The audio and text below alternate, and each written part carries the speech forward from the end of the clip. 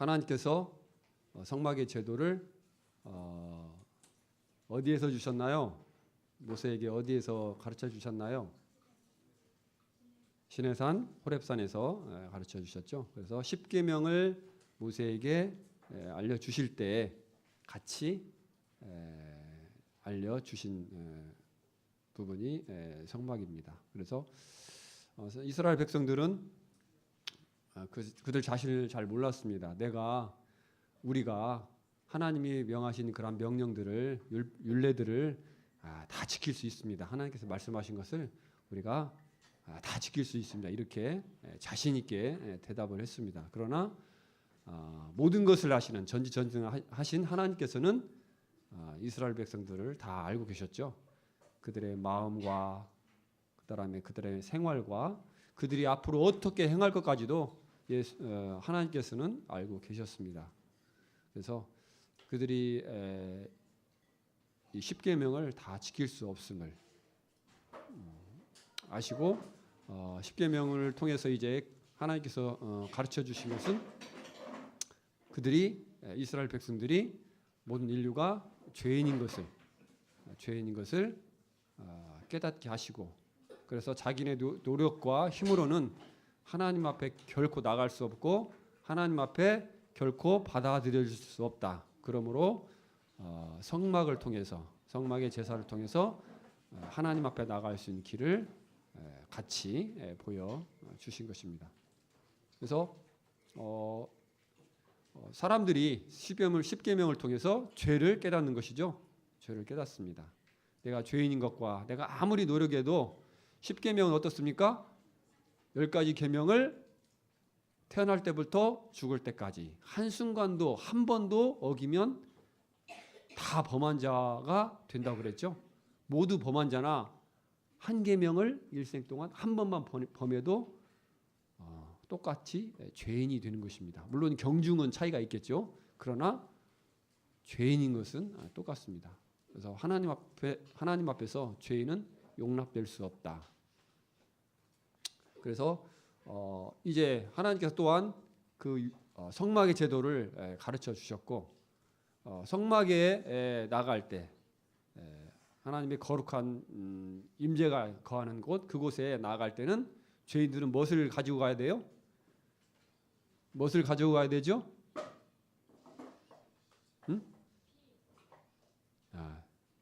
정결한 짐승을 데리고 나가야 되죠. 그래서 거기다 안수하고 이제 제사장 앞에서 이제 짐승을 잡아서 피를 받고 또 짐승을 각을 뜨고 해서 이제 불살라서 제사를 드리고 뿔에다가 피를 바르고 또 남은 피는 이제 번제단 밑에다가 쏟고 이렇게 하면서 제사를 드려서 정결함을 받는 그런 방법을 가르쳐 주신 것입니다. 자, 퀴즈 나가겠습니다. 퀴즈.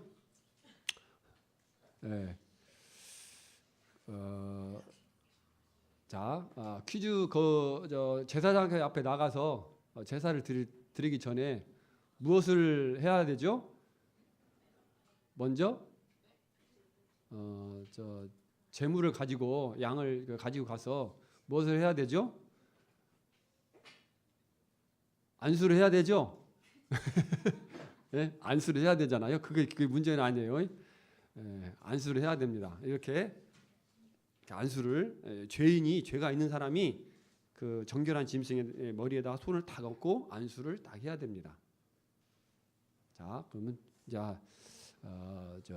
퀴즈 진짜 나가겠습니다. 자, 이 안수를 할 때 어떤 뜻이 있는지, 어떤 의미가 있는지 그것이 내용이 되겠습니다. 일단은 죄송한데 지난번에 이제 한번 맞추신 분들은 약간 2순위로 하겠어요. 지난번에 상품을 받아가신 분들은 2순위로 하고.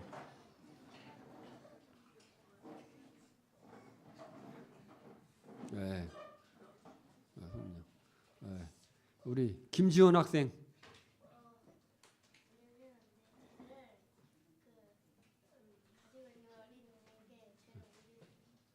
죄를 가지고 있는 어린이에게 예. 예. 어린 양에게 옮기는 예, 아유 맞습니다. 박수.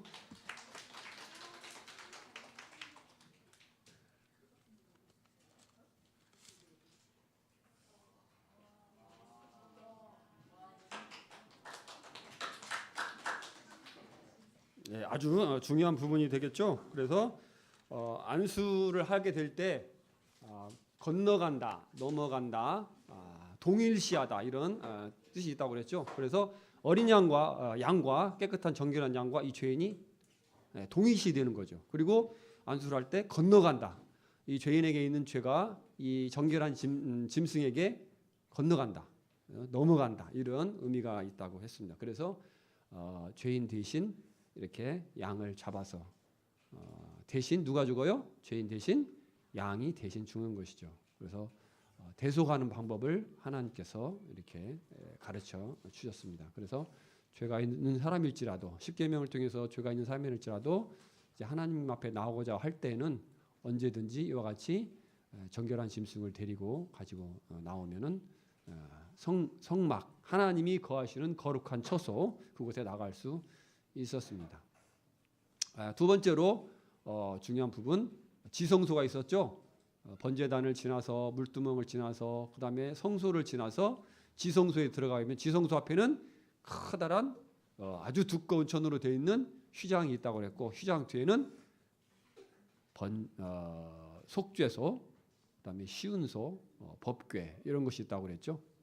그래서 그곳에서는 이제 1년에 한 번씩 대제사장만이 들어갈 수 있고 짐승의 피를 이제 담아 가지고 갈 수 있었습니다. 그래서 그 번제단 아니죠 그 언약궤 법궤 위에다가 그 속죄소에다가 피를 뿌리도록 하셨죠. 그래서 1년 동안 지은 이스라엘 백성의 죄를 사할 수 있는 1년 동안 죄를 지은 이스라엘 백성들의 죄를 사하는 그와 같은 일들을 대제사장을 통해서 할 수 있었습니다.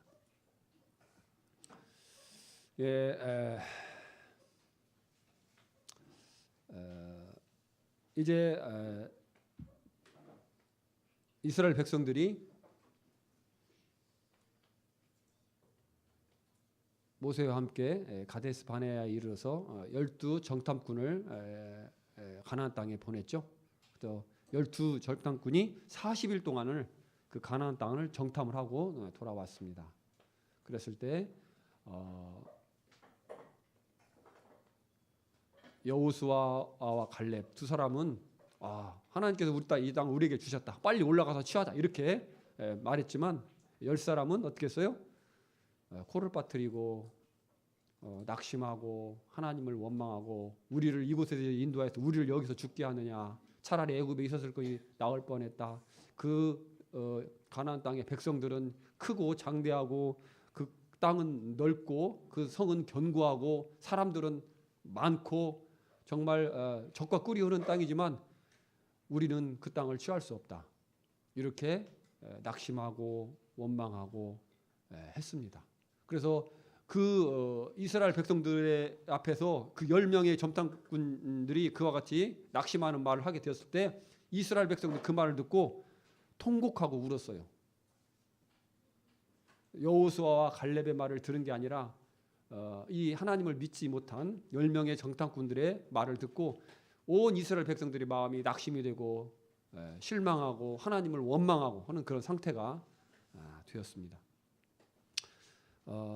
이것은 어떤 처사이냐면 하나님을 믿지 못한 처사입니다. 하나님을 믿지 못하는 것은 죄가 됩니까 안 됩니까? 죄가 됩니다. 하나님을 믿지 못하는 것은 정말 큰 죄악입니다. 우리가 지금 연대기 첫 시간부터 지금까지 쭉 왔지만 하나님 앞에 나아간 자들은 뭘 가지고 나가야 돼요? 믿음을 가지고 나가야 됩니다. 하나님께 나가는 자는 믿음을 가지고 나요. 그가 계신 것과 그가 자기를 찾는 자들에게 상 주시는 이심을 믿어야 할지니라. 믿음이 없이는 하나님을 기쁘시게 할 수 없다. 이렇게 분명하게 말씀하고 있습니다.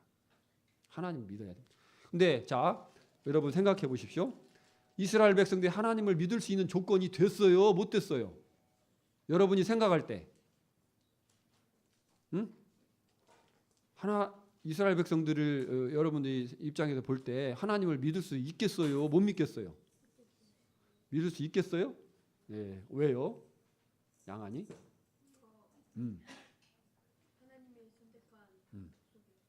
하나님 선택한 족속이라서. 예. 이스라엘 백성들은 하나님을 믿을 수 있는 충분한 조건이 있었습니다. 왜냐하면 이스라엘 백성들은 하나님의 능력을 봤어요? 못 봤어요? 봤잖아요. 그 10가지 재앙을 통해서 애굽에서 나라를 친, 그리고 자기들을 건져낸 하나님을 친히 이 눈으로, 자기 눈으로 봤잖아요. 그래요, 안 그래요? 그리고 또 어떻습니까? 홍해가 갈라진 능력을 봤어요, 안 봤어요? 봤어요. 그 애굽의 군대들이 바로가 막 쫓아와가지고 그들을 이게 멸망시키려고 잡아 다시 끌고 가려고 왔을 때 하나님께서 홍해를 쫙 그 넓은 바다를 가르고 그로 통과하게 하고, 거기에 따라오는 애굽 군대를 어떻게 했어요? 홍해 바다에 완전 수장시켰잖아요. 그래갖고 시체가 둥둥둥둥 떠다니는 것을 이 두 눈으로 똑똑히 봤단 말입니다. 그리고 또 바위를 쳐가지고 광야에서 먹을 물이 없으니까 바위를 치니까 바위에서 물이 막 솟아나가지고 그 250만이나 되는 그 백성들이, 이스라엘 백성들이 먹었고, 먹었고. 그래 안 그래요? 그렇죠? 네. 또 만나를 하늘에서 생각지 못하는, 만나야 먹을 것이 곡식가루 같은 것이 땅에서 이렇게 위에서 하늘에서 떨어지는 거예요. 그래 그걸 받아가지고 땅에서 모아다가 이렇게 갖다가 요리를 해서 먹었단 말입니다. 이런 능력을 보았기 때문에 그들이 하나님을 믿을 수 있는 그런 충분한 조건이 있었습니다. 그 땅은 정말 젖과 꿀이 흐르는 땅이었고, 포도송이를 두 사람이 어깨에다가 막대기를 넣어가지고 꿰어가지고 메고 올 정도로 어마어마한 포도송이. 우리 포도송이 그냥 한 손으로 들고 다니잖아요. 들 수 있잖아요. 그 이스라엘 땅에서 났던 그 포도송이, 에스골 골짜기. 그렇게 젖과 꿀이 흐르는 땅이었는데 이스라엘 백성들이 낙심한 것은 거기서 또 뭘 봤냐면 안악자손, 지금으로 하면 거인족을 봤어요. 거인족. 이제 여기 뭐 다윗과 골리앗의 싸움에서 우리가 보면 지금 시대에는 참 어떻게 그렇게 큰 사람이 있을 수 있을까 생각이 되는데, 골리앗, 그 장대한 골리앗, 그 사람이 키가 몇이었냐면 6규빗하고 한 뼘이라고 돼 있어요. 6규빗하고 한 뼘. 6규빗 한 뼘이면은 한 규빗이 45cm에서 50cm잖아요. 그래서 45cm로 환산을 하면 2m 93. 그리고 50cm로 환산을 하면 3m 25. 3m 25. 우리 지금 농구 선수, 배구 선수 큰 사람들 있죠? 몇쯤 돼요? 190. 2m, 제일 큰 2m 뭐 한 7cm 그런 사람도 이렇게 있어요. 근데 골리앗이 293에서 325, 약 3m 정도가 되는 거예요. 그런 장대한 사람이 있었다는 거죠. 골리앗에 보면은 갑옷을 입고 다니는데 갑옷이 가슴에다 이렇게 차는 갑옷만 무게가 50kg, 5,000세겔로 돼 있더라고요. 그리고 이제 다리에다 차는 것도 있고 또 창도 있지, 뭐 이런 거 창 같은 거 메고 다니잖아요. 무기 같은 거 갖고 다니잖아요. 몸에다가 또 이 투구 쓰잖아요. 투구도 씁니다. 그러니까 군대 가면 그 완전군장이라고 있어요. 남자들 군대 가면 해갖고 뭐 이렇게 총, 뭐 소총, 그다음에 뭐 배낭 해갖고 뭐 여기 그 군대 가면 군인들 전쟁할 때 보면 이부자리랑 다 갖고 다녀요. 여러분 아세요? 이부자리, 신발, 속옷 그런 것도 다 이 배낭에다 메고 다닙니다. 전투화도 예비로 하나 또 하나 넣고. 갖고 이것을 다 무게를 치면은 얼마 정도 된 줄 알아요? 20kg가 돼요. 20kg. 근데 지금은 이제 이런 현대화 돼가지고 많이 이렇게 줄였다고 그러더라고요. 가볍게. 군인들이 무거우면 전쟁하는데 도움이 안 되잖아요. 힘들잖아요. 짐이 무거우면. 그렇기 때문에 지금 한 10kg 정도 된다고 그러더라고요. 저 있을 때 한 20kg 됐었어요. 근데 20kg를 메고 이제 다닙니다. 예. 전쟁이 났을 때는 항상 그 짐을 등에다 메고 다녀야 돼요. 근데 골리앗은 적어도 아마 투구 뭐 그다음에 뭐 이거 갑옷 다 치면은 대충 치면 한 6, 70kg는 됐을 것 같아요. 6, 70kg. 만약에 6, 70kg면은 뭐 쌀 한 가마니 정도 되잖아요. 그거 메고 우리 쌀 다니겠어요? 걸어 다니겠어요? 걸어 다니도 못해요. 저 힘들어서 잘 걸음도 못 뛸 거예요. 근데 골리앗은 이렇게 장대한 사람이고 그래서 그러한 거인족이 있었다는 거죠. 그럼에도 불구하고 하나님이 함께 하시면 어때요? 하나님이 함께 하시면 얼마든지 이길 수 있습니다. 홍해를 가르신 하나님, 바위를 갈라서 물이 나오게 하신 하나님, 이 세상의 상식을 초월하시는 하나님, 얼마든지 하실 수 있는 하나님, 전지전능하신 하나님, 그를 하나님을 믿을 수 있는 충분한 조건이 있었다는 것입니다. 그럼에도 불구하고 그들은 믿지 못했어요. 그래서 결국 그들은 자기 믿음대로 되었습니다. 믿음대로 들어가지 못하고 40년 동안 광야를 방황하다가 결국 엎드려서 다 죽었습니다. 그리고 하나님을 믿었던, 하나님의 능력을 믿었던, 믿음을 소유했던 여호수아와 갈렙만이 이제 가나안 땅에 들어가게 되었고, 이스라엘 백성 중에서는 이제 20세 이하 어린 세대들만이 이제 40년이 흘러서 20세였다면 이제 40년 흘리면 60세가 되었겠죠. 그 사람들이 이제 가나안 땅을 들어가게 되었습니다. 그 다음에 모세와 아론도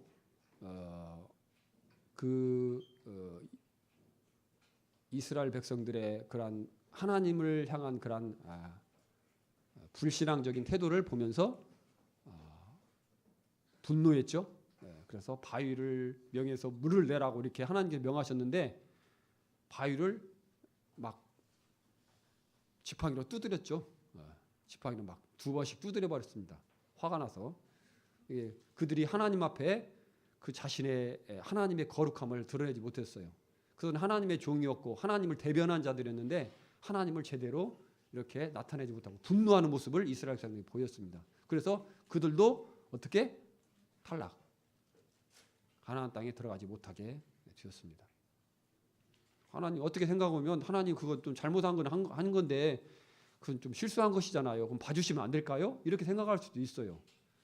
근데 하나님의 정말 잣대로 된다면은 어때요? 티끌만한 그런 죄도 있어도 하나님이 정말 그 하나님의 잣대로 된다면 우리는 아무로 용납받을 수 없는 그러한 두려우신 하나님이심을 우리는 이와 같은 말씀을 통해서 생각하게 됩니다.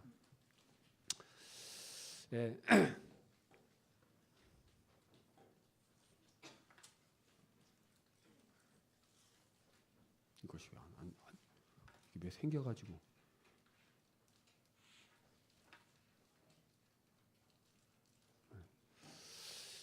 이제 이스라엘 백성들은 이제 가나안 땅을 들어가게 되었습니다. 하나님께서 이제 모세 대신에 지도자 여호수아를 세우셨습니다. 여호수아를 세우셔가지고 여호수아의 인도를 받아서 이제 가나안 땅을 들어가도록 이제 허락을 하셨습니다. 그래서 이제 여호수아가 이제 가나안 땅에 들어가기 전에 그 여리고성에 이제 이르렀어요. 여리고성은 첫 성이었습니다. 가나안 첫 성이었는데 이제 여리고성에 이르렀을 때 정탐꾼을 이렇게 보냈어요. 정탐꾼을 보내가지고 그들이 상태가 어떤가라고 이제 여리고성을 딱 정탐하러 갔어요. 갔는데 어땠어요? 보니까 두 정탐꾼이 이제 여리고성을 가서 다 그 상황을 보았습니다. 정탐을 다 했어요. 그랬을 때 이 여리고성 백성들이 엄청 두려워하고 있었어요. 여기 그들은 이제 하나님께서 이스라엘 백성의 신인 여호와 하나님께서 홍해를 갈라가지고 이스라엘 백성들을 통과했다는 그런 소식을 전해 듣게 되었어요. 그리고 애굽의 그 군대들을 그 홍해에다 다 수장시켰다는, 수몰시켰다는 그런 이야기들을 다 전해 들은 거예요. 전능하신 하나님의 능력을 이스라엘 백성을 인도하시는 이와 같은 사실을 들은 거예요. 또 이스라엘 백성들을 방해한 이스라엘 백성들의 여정을 방해한 시온 왕 이들을 또 전쟁을 하게 될 때 하나님께서 이들을 치셨는데 성경의 기록에 보면 이스라엘 백성들과 이 시온 왕과 이게 이제 전쟁을 했었는데 하나님께서 하늘에서 우박을 떨어뜨려 가지고 이스라엘 백성들이 무찔러서 이렇게 죽인 이 사람들보다 오히려 하늘에서 우박이 떨어져 가지고 우박을 맞아 가지고 죽은 사람들이 더 많다고 성경에 기록이 되어 있는데 이 소식도 이 사람들이 들어서 알고 있었습니다. 여러분 우박을 맞고 죽을 수 있어요, 없어요? 에? 여러분 우박 봤어요, 못 봤어요? 못 봤어요? 우리나라에 내리는 우박은 얼마나요? 쌀만 하죠. 쌀 정도, 쌀 크기 정도 되잖아요. 근데 이 우박이 큰 우박이 떨어지면 예를 들어서 주먹만한 우박, 요만한 우박 이게 이제 얼음이 얼은 거잖아요. 하늘에서 구름이 얼어가지고 이렇게 떨어지는 것이 이제 우박인데 이 큰 우박이 또 하늘에서 높은 곳에서 계속 떨어지면 어떻게 돼요? 가속도가 붙습니다. 그래가지고 여러분 류현진 선수가 던지는 야구공 머리 맞으면 어떻게 될까요? 예, 150km 시속 150km 야구공 맞아도 갑니다. 머리 맞으면 갑니다. 이 하늘에서 막 큰 돌덩이 같은 거, 막 큰 바위덩이 같은 것들이 하늘에서 떨어지면 어떻게 됐어요? 그냥 작살 나는 거죠. 한마디로 말해서 그거 맞으면 그 자리에서 그냥 갑니다. 이런 소식들을 듣고 어땠어요? 이들이 간담이 녹았습니다. 여호와께서 이 땅을 너에게 주신 줄 내가 아노라. 우리가 너희를 심히 두려워하고 이 땅 주민들이 다 너희 앞에서 간담이 녹나니 이는 너희가 애굽에서 나올 때 여호와께서 너희 앞에서 홍해의 물을 마르게 하신 일과 너희가 요단 저편에 있는 아모리 사람의 두 왕 시온과 옥에게 행한 일 곧 그들을 전멸시킨 일을 우리가 들었음이니라. 우리가 듣자 곧 마음이 녹았고 너희로 말미암아 사람이 진을 잃었나니 너희 하나님 여호와는 위로는 하늘에서도 아래로는 땅에서도 하나님이시니라 하고 여리고성에 있는 사람들이 이렇게 생각을 하고 있는 거예요. 자, 이 사람들이 전쟁을 하면 이길 수 있겠어요? 없겠어요? 전쟁은 여러분 싸움은 뭐예요? 사기가 중요해요. 그죠? 싸움을 할 때 아이고 나 저하고 싸우면 내가 본 게 지겠어. 자는 키도 크고 등치도 있어갖고 겁 덜컥 먹으면 그거 이겨요, 못 이겨요? 절대 못 이겨요. 그런 사람은 절대 못 이겨. 벌써 이게 이제 기선제압이 싸움은 기선제압이 전쟁 싸움은 기선제압이 중요한데 이 여리고 백성들은 벌써 막 주눅이 들러가지고 간담이 녹고 덜덜덜덜덜 떨고 있는 거예요. 무서워가지고. 그래서 여리고성을 가니까 어때요? 문을 꽉 잠그고 아무도 안 나고 그냥 그렇게 숨어 있었습니다. 그래서 하나님께서 여리고성 이제 여호수아에게 명하셔가지고 여리고성을 이제 하루에 한 바퀴씩 돌도록 하셨어요. 여리고성에서 이제 숨어서 이렇게 내다 보니까 저 사람들이 지금 뭐한데 성을 그냥 맥없이 돌아. 여리고성을 돌아. 날마다 돌아. 보니까 어제도 돌더만 오늘도 돌고 또 계속 도는 거예요. 6일 동안. 실제는 어떻게 해요? 7바퀴를 딱 돌더만 하나님 말씀하신 대로 소리를 지르라고 하나님께서 명하셨죠. 소리를 갖고 와! 하고 함성을 지르면 소리를 딱 질렀더니 어떻게 됐어요? 여리고성이 그 견고한 성이 무너지게 되겠습니다.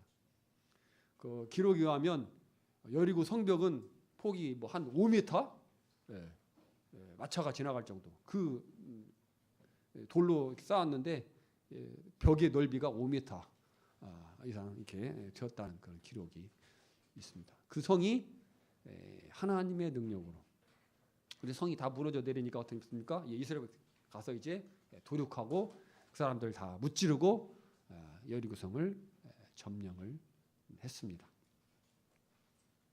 하나님께서 어련히 알아서 이렇게 40년 동안 광야에서 방황했던 사람들, 믿지 못했던 사람들, 여호와 하나님께서 이렇게 인도하실 건데 이들이 어떻게 믿었어요? 안 믿었어요? 이런 하나님을 믿은 거예요. 믿을 수 없다는 거예요. 그래서 그들은 결국 광야에서 엎드러져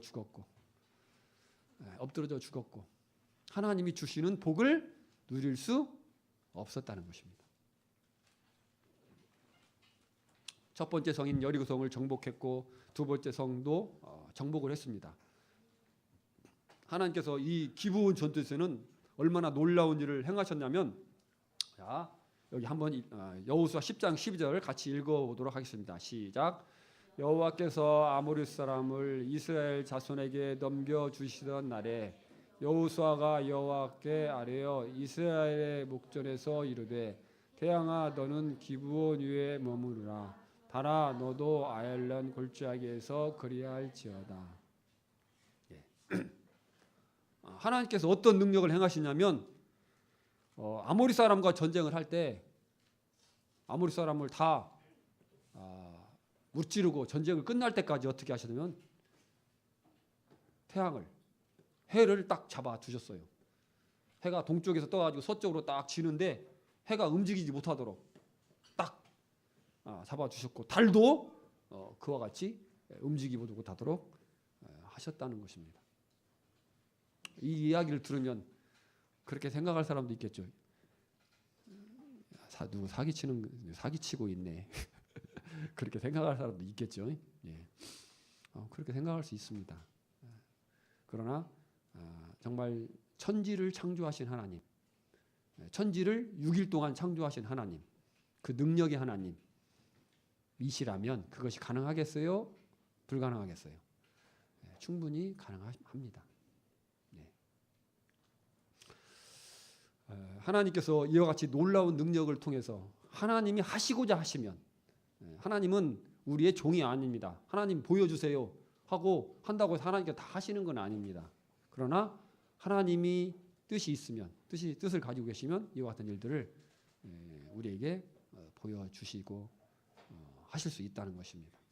그래서 하나님께서 이스라엘 백성과 함께 하셔서 하나님께서 주신 땅, 가나안 땅을 정복하게 할 때 이와 같이 앞서서 행하시고 능력으로 행하시고 그들과 함께 하시고 그들을 도우시고 이렇게 행하셨음을 우리는 여호수아서의 말씀을 통해서 많이 확인해 볼 수 있습니다.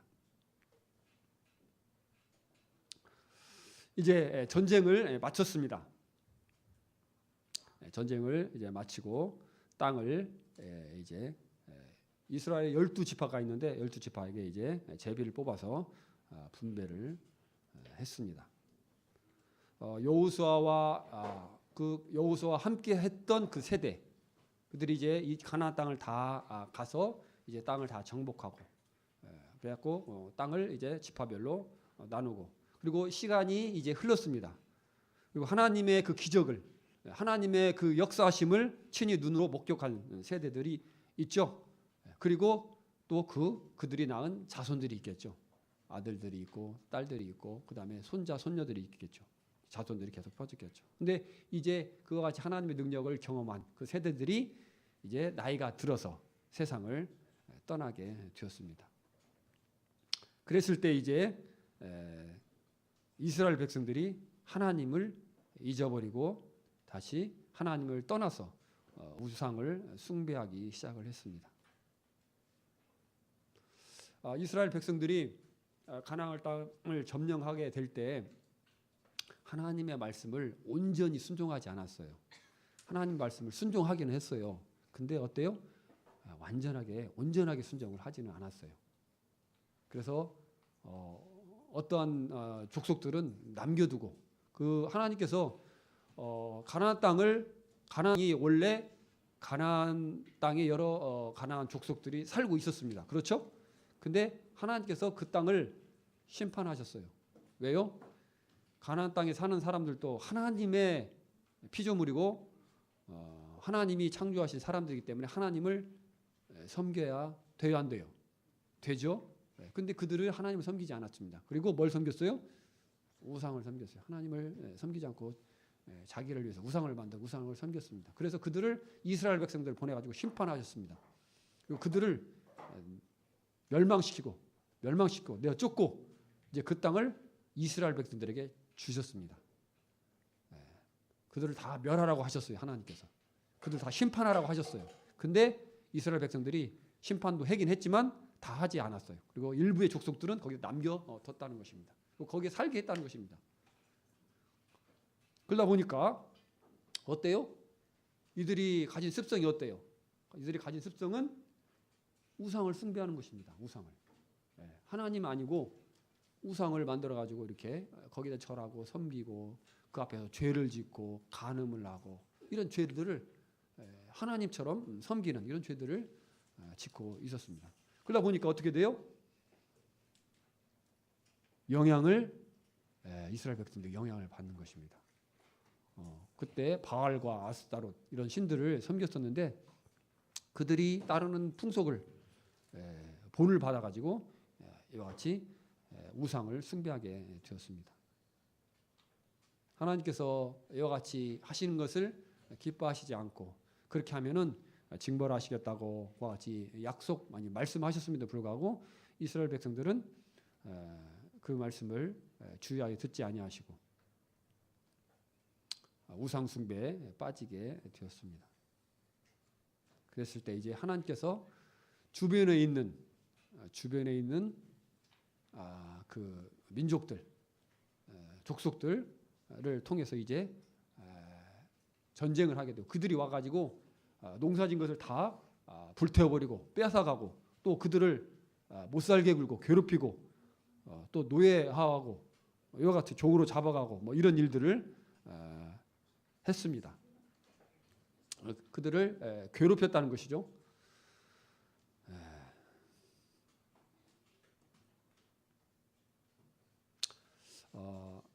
애굽 땅에서 그들을 인도내신 그들의 조상들의 하나님 여호와를 버리고 다른 신들 곧 그들의 주위에 있는 백성의 신들을 따라 그들에게 절하며 여호와를 진노하시게 하였으되 곧 그들이 여호와를 버리고 바알과 아스타롯을 섬겼으므로 여호와께서 이스라엘에게 진노하사 노력하는 자의 손에 넘겨주사 그들이 노력을 당하게 하시며 또 주위에 있는 모든 대적의 손에 팔아 넘기심에 그들이 다시는 대적을 당하지 못하였으며 그들이 어디로 가든지 여호와의 손이 그들에게 재앙을 내리시니 곧 여호와께서 말씀하신 것과 같고 여호와께 그들에게 맹세하신 것과 같아서 그들의 괴로움이 심하였더라. 이들이 이제 하나님을 떠나면 어때요? 대적에게 고난을 당하고 고통을 당하고 노력을 당하고 노예가 되고 같은 어려움들을 당합니다. 그래서 이 하나님이 주시는 이런 징계를 피해 보려고 해도 방법이 있어요, 없어요? 방법이 없습니다. 그들이 피할 방법은 하나님의 그 진노에서 피할 방법은 없는 것입니다. 그래서 이제 그와 같은 고통 가운데 어떻게 합니까? 이스라엘 백성들이 죄를 회개합니다. 아니고 하나님 저희들이 잘못했습니다 하면서 하나님 앞에 다시 용서를 구하고 돌아옵니다. 그렇게 하면 하나님께서 사사를 보내셨어요. 그 당시에 이스라엘 땅에 사사를 보내가지고 그들을 다시 그 대적에게서 그 가나안의 족속들에게서 구원하시는 그런 일들을 하셨습니다. 사사는 뭐냐면 여러분 사사 생소하죠? 이름이 사사. 정치적인 군사적인 지도자를 의미합니다. 이들이 했던 일은 뭐냐면 재판하는 일, 그다음에 이스라엘 백성들을 부분적으로 다스리는 일, 그리고 또 그들이 속박 가운데 있었을 때 구원하는 일들을 했습니다. 이 사사들 중에는 이름을 보면 그 창세기, 출애굽기, 레위기, 민수기, 신명기, 여호수아, 그다음에 사사기가 있죠. 사사기. 사사들의 행적이 나와 있는 그런 기록이 사사기인데요. 거기 이제 사사들의 이름을 보면은 온니엘, 삼갈, 에훗, 기드온, 드보라, 돌라, 야일, 십다 뭐 이런 삼손 이런 사사들이 있습니다. 여러분 익숙한 뭐 기드온이라든지 드보라, 뭐 삼손 이런 사사들은 익숙하잖아요. 그죠? 네. 하나님께서 이스라엘 백성들 이제 그 고난에서 건져냅니다. 잘못했다고 그들이 회개하고 돌아오면 하나님께서 다시 은혜를 베푸셔서 건져내요. 건져내가지고 이제 자유롭게 해주고 이렇게 구원해 주시면 한동안 이스라엘 백성들이 또 이렇게 잘 하나님을 이렇게 섬겨요.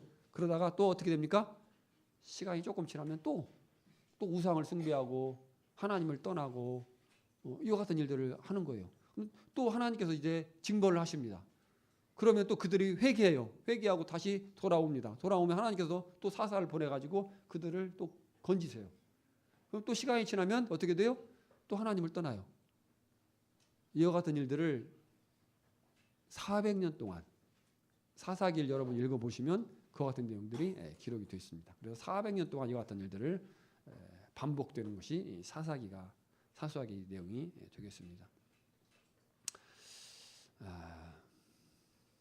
사사기 17장 6절에 이런 말씀이 있어요. 그때 이스라엘 왕이 없었으므로 사람마다 자기 소견에 오른 대로 행하였더라. 사사기 시대에 왕이 있었어요, 없었어요? 왕이 없었어요. 없었는데 진정한 의미의 왕은 있었습니다. 그게 누굴까요? 예? 예, 그렇죠. 하나님이세요. 이스라엘 백성의 진정한 왕은 하나님이셨어요. 그런데 다시 말해서 이스라엘 백성은 하나님을 왕으로 섬겼다, 안 섬겼다? 안 섬겼다. 하나님을 왕으로 섬기지 않았다는 것입니다. 그래서 왕이 없으므로 그래서 어떻게 해요? 자기의 소견에, 자기 하고 싶은 대로, 자기 뜻대로 살았다는 것입니다. 이와 같이 사사기를 요약하고 있습니다. 여러분 어떻습니까? 여러분 하나님을 왕으로 믿고 섬기고 계십니까? 아니면은 무슨 일을 하든지 내 생각대로 내가 하고 싶은 대로 다 합니까? 만약에 후자라면 여러분 사사기와 같은 그런 삶을 살고 계시는 겁니다. 그 다음에 사사기가 400년 지나고 이제 열왕 시대가 옵니다. 열왕기, 역대기 이와 같은 성경의 기록들이 있는데 열왕 시대가 있는데요. 이스라엘 백성들이 이제 하나님 앞에 우리에게도 왕을 주십시오 하고 요청을 합니다. 주위의 나라를 보니까 왕이 있고 왕의 권력으로 이렇게 해서 나라가 부강하고 잘 사는 것 같아. 그러니까 우리도 왕을 달라고 하나님 앞에 요청을 합니다. 그때 선지자였던 사무엘에게 이와 같이 하나님의 말씀을 전해주는 선지자였던 사무엘에게 이와 같이 말합니다. 그랬을 때 이제 하나님께서 하신 말씀입니다. 사무엘상 8장 7절 여기 위에 있죠? 스크린에 한번 굵은 글씨 한번 읽어보겠습니다. 시작. 여호와께서 사무엘에게 이르시되 백성이 내게 한 말을 다 들으라. 이는 그들이 너를 버림이 아니요 나를 버려 자기들의 왕이 되지 못하게 함이니라. 이스라엘 백성들이 이제 왕을 달라고 요청을 했어요. 왕을. 근데 실질적인 왕은 그들에게 왕은 하나님이셨다는 것이죠. 근데 다른 왕은 달라는 건 뭔 얘기예요? 하나님, 당신은 우리 왕으로서 우리가 원치 않습니다. 하나님, 당신은 비키십시오. 저리 가십시오. 다른 왕을 우리는 섬기고 싶습니다. 이렇게 요청하는 것입니다. 그래서 하나님께서 이스라엘 백성들에게 버림을 받는 모습입니다. 자기를 지으시고 자기에게 생명을 주시고 자기에게 능력과 여러 가지 은사를 주시고 살아가는 데 필요한 모든 것을 주신 하나님 앞에 어떻게 해요? 당신은 나의 왕이 아닙니다. 나는 당신을 왕으로 섬기고 싶지 않습니다. 저리 비키십시오. 저리 비키십시오. 나는 다른 것을 왕으로 섬기고 싶습니다. 이렇게 이스라엘 백성들이 요청하는 것입니다. 여러분 마음은 어떻습니까? 여러분 마음은 지금 하나님을 왕으로 인정하고 그분을 나의 주님으로 인정하고 그분과 함께 또 그분의 말씀에 순종하면서 살아가기를 원하십니까? 그렇지 않다면은 이 이스라엘 백성과 같은 죄를 짓고 계신 것입니다. 열왕 시대에 유명한 왕들이 있습니다. 첫 초대 왕은 사울이었고, 그다음에 두 번째 왕은 솔로몬, 그다음에 두 번째 왕은 다윗, 세 번째 왕은 솔로몬이었습니다.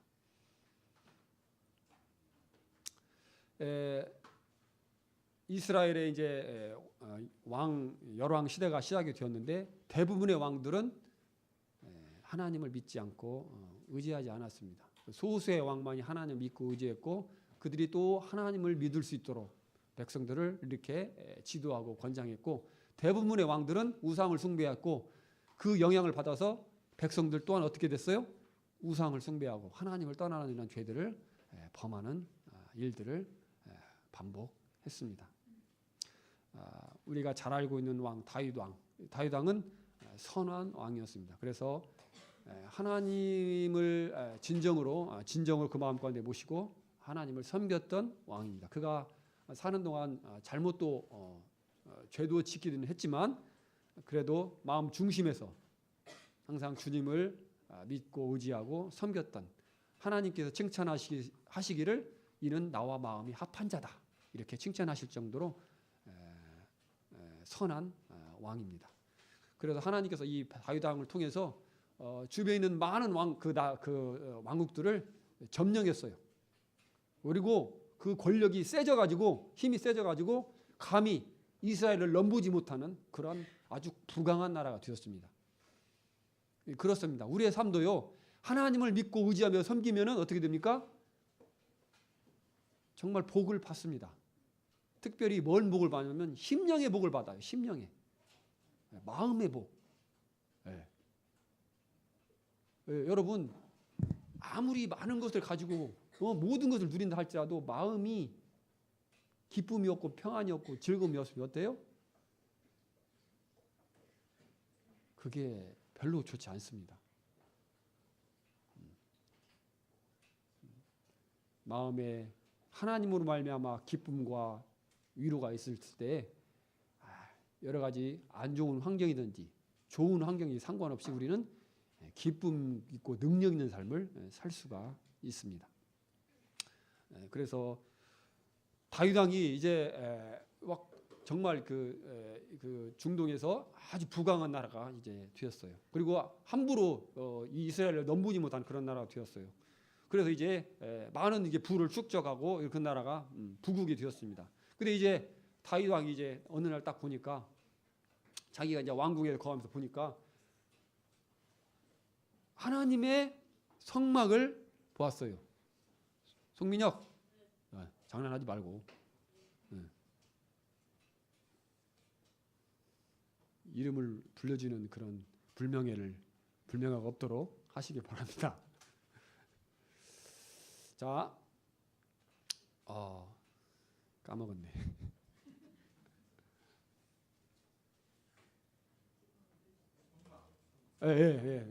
감사합니다. 성막을 이렇게 보았습니다. 그래서 하나님, 자기는 이제 왕궁에 거하는데 하나님의 성막을 보니까 이렇게 왜소하고 그 막 칙칙한 천으로 이렇게 지붕이 덮여져 있고 담장도 천으로 이렇게 회마포로 둘러 있는 거 보니까 마음이 이렇게 아팠어요.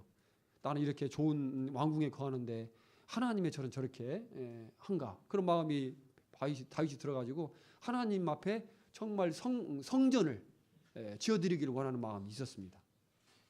그래서 성막은 이동식이에요, 고정식이에요? 이동식이잖아요. 그래서 이렇게 천막처럼 이렇게 이동하면서 쳤다 또 걷었다 하는 것인데, 성전은 고정식입니다. 그래서 건물을 딱 이렇게 지어놓고 그 속에서 이제 움직이지 못하는 집. 이 건물, 우리가 있는 집도 움직이지 못하잖아요. 한번 지어놓으면 여기서 계속 있을 수밖에 없잖아요. 그래서 그와 같은 성전을, 더 하나님 앞에 성전을 지어드리기를 원하는 그런 마음을 가졌습니다. 그래서 하나님께서 그것을 굉장히 기뻐하셨어요.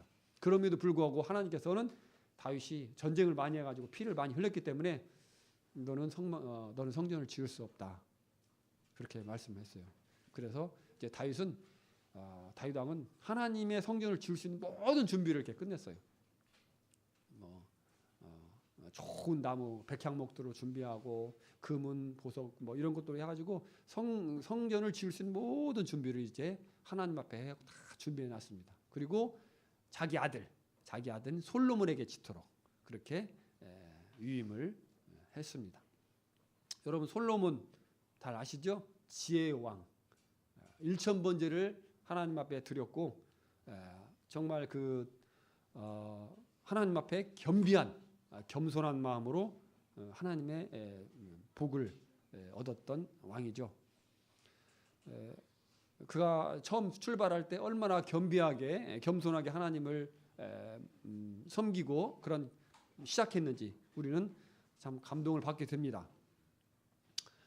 그가 하나님 앞에 이제 왕이 되었고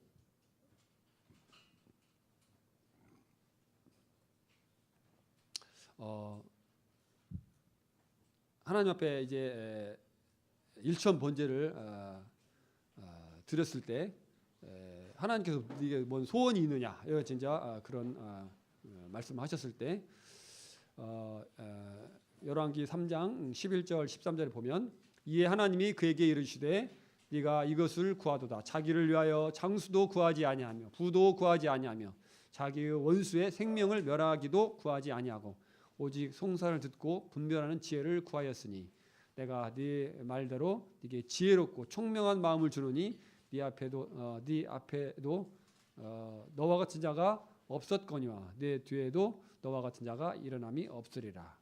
또 내가 네가 구하지 아니한 부귀와 영광도 내게 주노니 내 평생의 왕들 중에 너와 같은 자가 없을 것이라. 지혜의 왕. 유명한 재판 여러분 아시죠?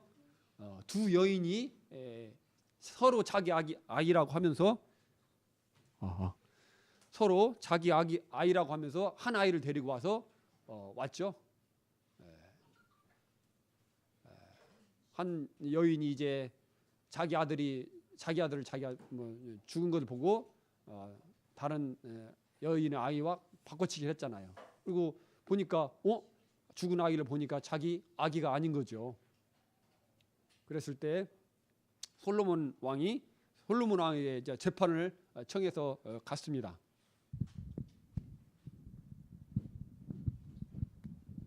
그랬을 때 어떻게 했어요? 솔로몬 왕이 칼을 가져오니라 해가지고 가지로 잘라라 이렇게 이야기를 했습니다. 참 어떻게 그런 그런 지혜를 낼 수 있는지 참 이해가 가지 않습니다.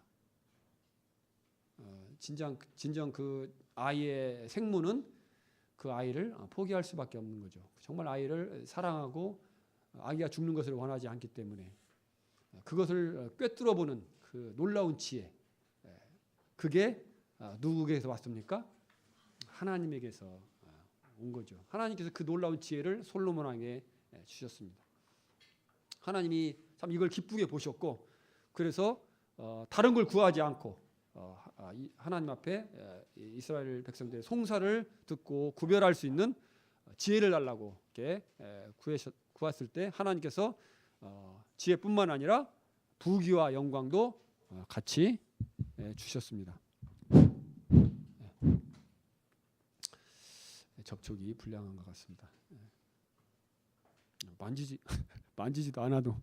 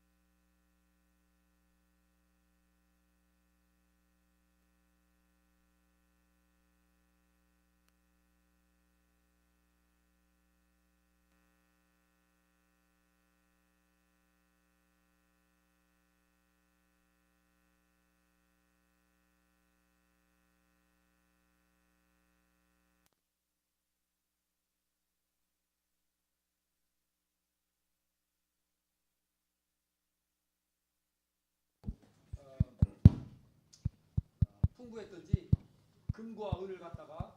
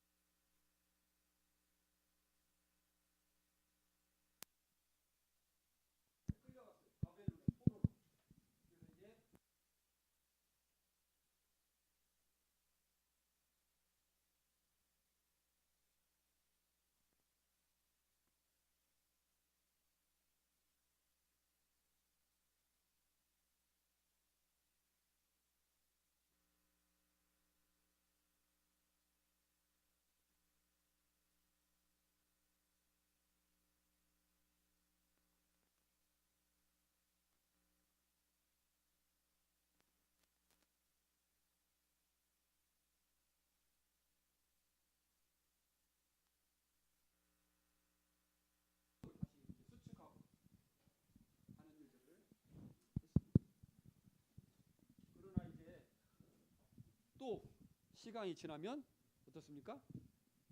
이 사람들이 다시 하나님을 떠나는 죄를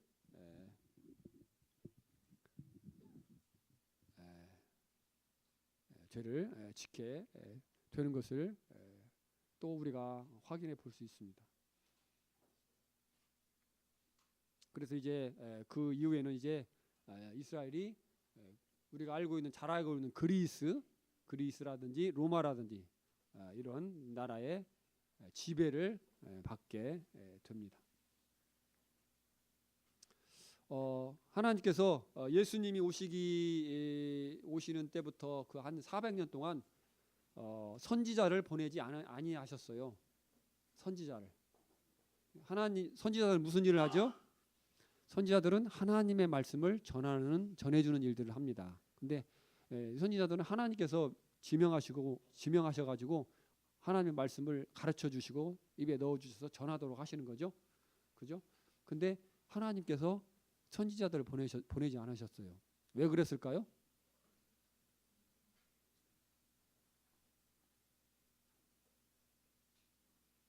그들에게 계속적으로 선지자들을 보내도 그들이 응답이 없고 회개가 없고 하나님 앞에 돌아오지 않고 반응이 없기 때문에 하나님께서 침묵하시는 것입니다. 우리의 인생에도 그와 같은 때가 올 수 있습니다. 우리가 하나님을 떠나서 제멋대로 사는데 계속해서 우리 하나님을 믿는 사람들이 그렇게 살면 안 돼. 그렇게 하면 안 돼. 하나님 믿어야 돼. 하나님이 돌아와. 지옥이 있어.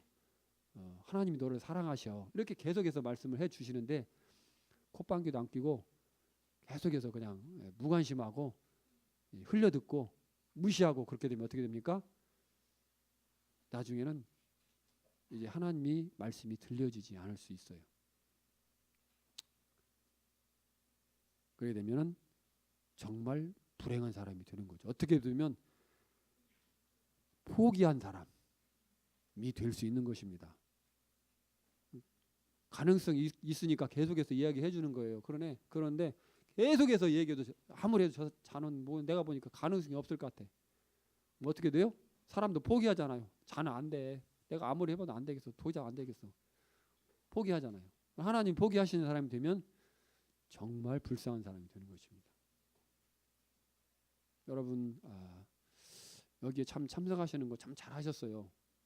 이렇게 여러분 참석하셔서 하나님의 말씀에 듣는 거 참 잘하신 것으로 생각하고 고맙게 생각합니다. 그러나 여러분 마음 가운데 분명하게 이제 하나님을 만나시고 하나님을 주님으로 영접하셔서 정말 그분을 주님으로 섬기시는 여러분들이 되기를 간절히 바랍니다. 다음 시간에는요 이제 예수 그리스도의 탄생과 사역 그리고 그 다음 시간에는 주님의 죽으심과 부활 그래서 이런 부분들이 전파되겠습니다. 다음 시간에는 저 말고 다른 형제님께서 나오셔서 아주 말씀을 잘 전하시는 형제님께서 나오셔서 여러분에게